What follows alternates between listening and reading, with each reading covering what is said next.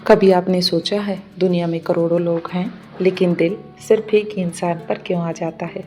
क्यों किसी की एक छोटी सी मुस्कान पूरे दिल को बदल देती है? क्यों किसी का ऑनलाइन आना भी दिल की धड़कन बढ़ा देता है और उसी इंसान का दूर हो जाना अंदर से तोड़ देता है? सवाल ये है कि प्यार आखिर होता क्यों है? क्या ये सिर्फ दिल की भावना है या इसके पीछे हमारे दिमाग की कोई गहरी मनोवैज्ञानिक और जैविक प्रक्रिया काम करती है?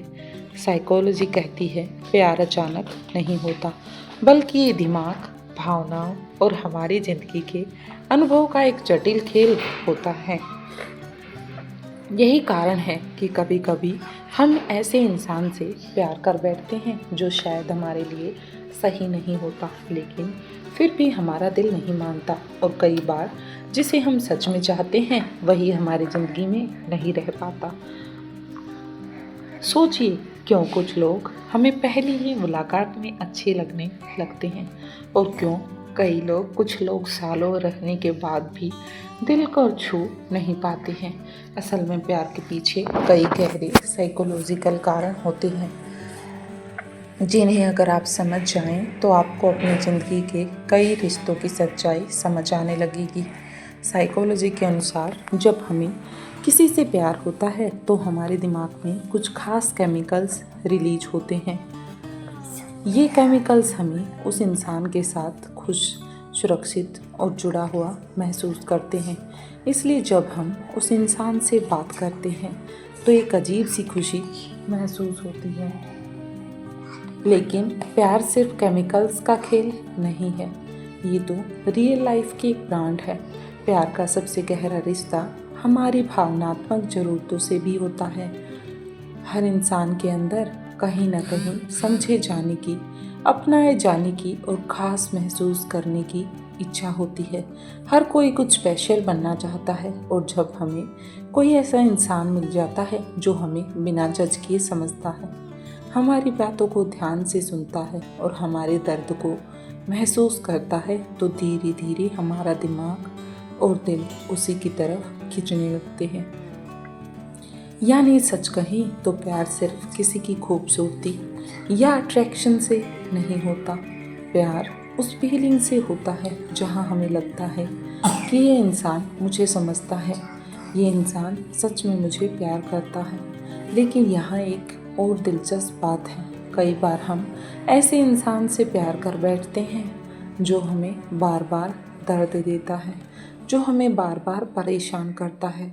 साइकोलॉजी से इमोशनल अटैचमेंट कहती है जब हम किसी के साथ ज़्यादा समय बिताते हैं, अपनी बातें, अपने सपने और अपनी कमजोरियाँ उसके साथ शेयर करते हैं, तो धीरे धीरे हमारा दिमाग उस इंसान को अपनी खुशी और अपने दर्द दोनों से जोड़ देता है। और यही वजह है कि भले ही वो इंसान हमें दुख दे, फिर भी हम उसे छोड़ नहीं पाते, क्योंकि हमारा मन कहीं ना कहीं उससे जुड़ा है। कभी कभी तो प्यार इतना गहरा हो जाता है कि उस इंसान के बिना ज़िंदगी अधूरी सी लगने लगती है। लेकिन असली सवाल अभी भी वही है, अगर प्यार इतना खूबसूरत एहसास है तो फिर वही प्यार कभी कभी इतना दर्द क्यों देता है, कभी कभी इतना परेशान क्यों करता है? क्यों कई रिश्ते शुरू से तो बहुत खूबसूरत होते हैं लेकिन धीरे धीरे टूट जाते हैं? क्यों कुछ लोग हमें पूरी ज़िंदगी याद रहते हैं और क्यों कुछ लोग बस एक याद बनकर हमेशा के लिए रह जाते हैं? साइकोलॉजी के अनुसार प्यार के पीछे सिर्फ एक नहीं बल्कि कई गहरे कारण छुपे होते हैं, और आज की इस वीडियो में हम जानेंगे कि आखिर प्यार क्यों होता है और वो कौन से ऐसे 5 मनोवैज्ञानिक कारण हैं जिनकी वजह से हमारा दिल किसी खास इंसान को चुन लेता है। हो सकता है इस वीडियो के बाद आपको अपनी ज़िंदगी के कुछ रिश्तों की सच्चाई समझ आ जाए और कुछ रिश्तों की सच्चाई समझ ना आए, या शायद आपको ये भी समझ आ जाए कि आपको किसी से प्यार क्यों हुआ, उसके पीछे क्या गहरा कारण है। तो अगर आप भी जानना चाहते हैं कि दिल आखिर किसी एक इंसान पर क्यों आ जाता है, क्यों कोई इंसान हद से ज़्यादा प्यारा हो जाता है। तो इस वीडियो को लास्ट तक ज़रूर देखिएगा, क्योंकि आगे हम बात करेंगे प्यार होने के पहले और सबसे गहरे मनोवैज्ञानिक कारण की, जिसे समझने के बाद आपको एहसास होगा कि प्यार सिर्फ किस्मत नहीं बल्कि दिमाग की एक गहरी प्रक्रिया है। हमें उस इंसान से प्यार होता है जो हमें समझता है। साइकोलॉजी कहती है कि प्यार का सबसे बड़ा कारण समझे जाने की भावना होती है। हर इंसान के अंदर एक गहरी इच्छा छुपी होती है कि कोई ऐसा मिले जो उसे बिना जज किए समझे, कोई ऐसा मिले जो उसकी हर बात को चीज़ समझे। क्योंकि हम अपनी ज़िंदगी में बहुत लोगों से मिलते हैं, दोस्त, रिश्तेदार, सहकर्मी, लेकिन उनमें से बहुत कम लोग ऐसे होते हैं जो सच में हमारे अंदर की बात समझ पाते हैं।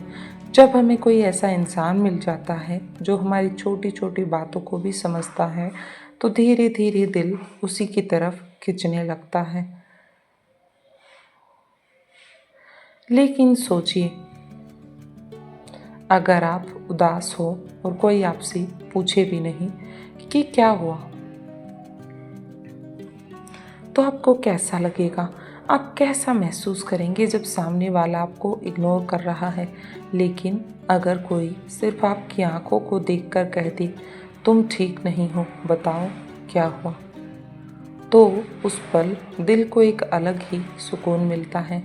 दिल में एक अलग ही बेचैनी होती है। साइकोलॉजी कहती है कि यही सुकून प्यार की शुरुआत बन सकता है, क्योंकि जब कोई हमें समझता है तो हमारे दिमाग को एक सुरक्षा का एहसास मिलता है।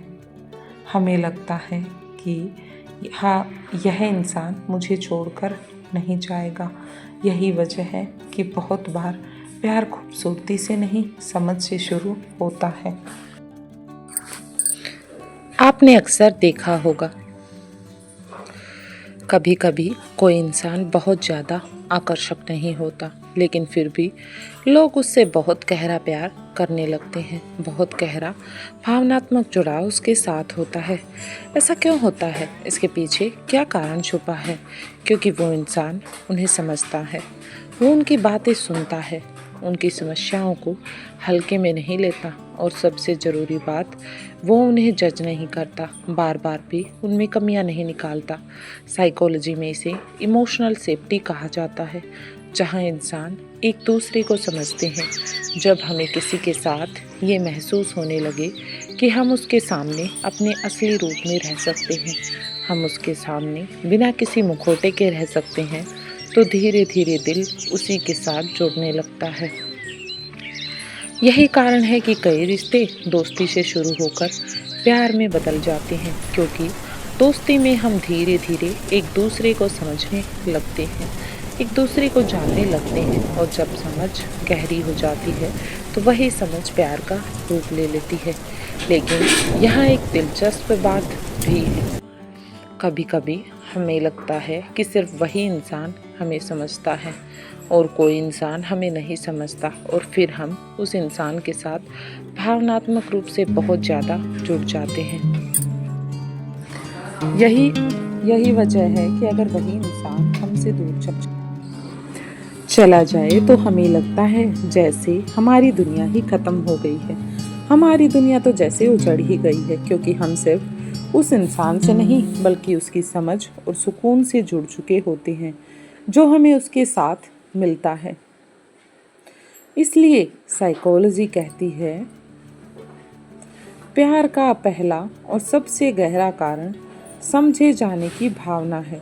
जब दिल को ये महसूस होने लगता है कि ये इंसान मुझे समझता है, ये इंसान मुझे जानता है, तो वहीं से बस दोनों के बीच में प्यार की शुरुआत हो जाती है। दूसरा पॉइंट है फैमिलियरिटी इफ़ेक्ट। क्यों हमें वही लोग अच्छे लगने लगते हैं जो बार बार हमारी ज़िंदगी में आते हैं? हमें उसी से प्यार होने लगता है जिसे हम बार बार देखते हैं। इसे कहते हैं फैमिलियरिटी इफ़ेक्ट। साइकोलॉजी में एक बहुत इंटरेस्टिंग थ्योरी है जिसे फैमिलियरिटी इफ़ेक्ट या मेयर एक्सपोज इफ़ेक्ट कहा जाता है। इसका मतलब है जिस इंसान को हम बार बार देखते हैं, बार बार मिलते हैं, या जिसके बारे में बार बार बात करते हैं, धीरे धीरे हमारा दिमाग उस इंसान को पसंद करने लगता है। यानी कई बार प्यार अचानक नहीं होता, बल्कि धीरे धीरे बनता है। एक बात सोचिए, स्कूल या कॉलेज में अक्सर ऐसा क्यों होता है कि लोग अपने ही क्लासमेट से प्यार करने लगते हैं, उसे जानने लगते हैं। ऑफिस में लोग अपनी ही सहकर्मी की तरफ क्यों आकर्षित हो जाते हैं, इसके पीछे क्या कारण है? या कई बार पड़ोस में रहने वाले इंसान से ही, जो शुरू में सिर्फ एक इंसान था, धीरे धीरे उससे जान पहचान बनती है और धीरे धीरे दिल उसके बहुत करीब क्यों आ जाता है? इसका कारण यही है, बार बार मिलना। जब हम किसी इंसान से बार बार मिलते हैं, उसको बार बार देखते हैं, तो हमारा दिमाग उसे अजनबी नहीं समझता, बल्कि उसे जाना पहचाना समझता है। धीरे धीरे वो चेहरा हमें अपना सा लगने लगता है। साइकोलॉजी कहती है कि हमारा दिमाग उन चीज़ों को ज़्यादा पसंद करता है जो उसे पहले से ही परिचित लगती है, क्योंकि परिचित चीज़ें हमें सुरक्षित महसूस करवाती हैं। इसलिए हमें परिचित चीज़ें पसंद आती हैं। इसलिए अगर कोई इंसान हमारी रोज़मर्रा की ज़िंदगी का हिस्सा बन जाए, तो हमारा दिमाग उसे अपनी भावनाओं से जोड़ना शुरू कर देता है, अपने इमोशन के साथ उसे पाना शुरू कर देता है। उदाहरण के लिए, मान लीजिए ऑफिस में एक ऐसा इंसान है जिससे आपकी रोज थोड़ी बहुत बातचीत होती है। शुरुआत में वो बस एक सहकर्मी होता है, फिर धीरे धीरे छोटी छोटी बातें होने लगती हैं, एक दूसरे के साथ बातचीत बढ़ने लगती है। कभी चाय पर बात, कभी किसी काम में मदद, कभी कोई मजाक, और धीरे धीरे पता ही नहीं चलता कि कब वो इंसान आपकी रोज की आदत में शामिल हो जाता है, कब वो रोज की आदत बन जाता है। अब अगर एक दिन भी ऑफिस ना जाए तो आपको अजीब सा लगेगा, उसके बिना ऑफिस जाने में आपको सुकून नहीं महसूस होगा। आप सोचेंगे आज वो क्यों नहीं आया।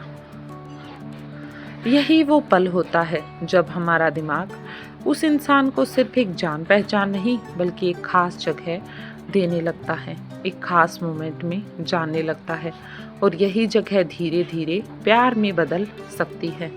लेकिन यहाँ एक और इंटरेस्टिंग बात ये है कि कई बार हमें खुद भी पता नहीं चलता कि हम किसी के करीब कब आ गए, क्योंकि ये प्रक्रिया बहुत धीरे धीरे होती है। जब तक हमें पता चलता है तब तक तो बहुत टाइम बीत चुका होता है। पहले से पहचान, फिर थोड़ी बातचीत, और फिर अचानक से एहसास होता है कि उस इंसान के बिना तो हमारी लाइफ अधूरी है, हमारा दिन अधूरा सा लगता है।